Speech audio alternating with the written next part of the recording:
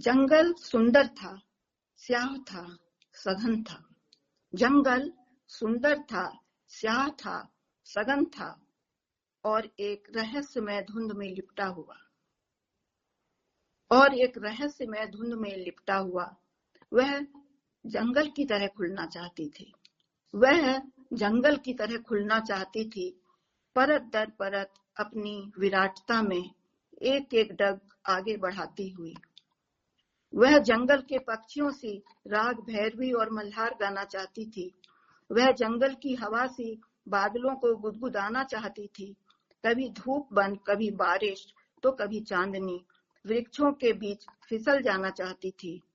वह उस अतीन्द्रिय ऑर्केस्ट्रा का हिस्सा होना चाहती थी जिससे जंगल की नदियां, झरने, पेड़ पौधे, फूल पत्थर, वनस्पतियां, वन्य प्राणी, सूरज, चांद, तारे, धरती और आसमान मिलकर रचते थे।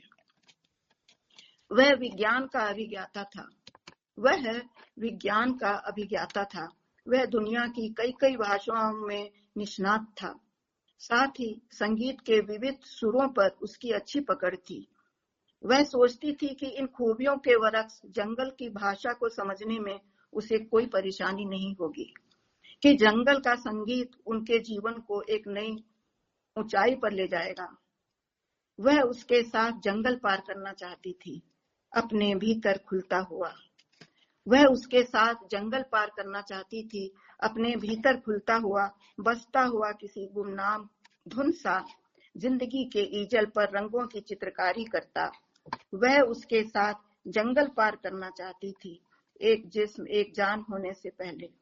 वह उसके साथ जंगल पार करना चाहती थी, एक जिस्म एक जान होने से पहले, लेकिन वह स्खलित हो गया जंगल के मुहाने पर ही।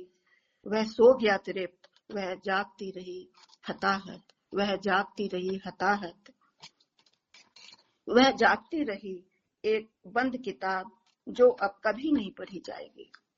वह जागती रही एक बंद किताब जो अब कभी नहीं पढ़ी जाएगी, किसी गंदी नाली में पड़ी हुई, जहां वह उसे फेंक गया था जंगल शुरू होने से पहले ही। वह जंगल की तरह खुलना चाहती थी और एक दिन भटक गई सीमेंट और ग्रेनाइट के जंगलों में।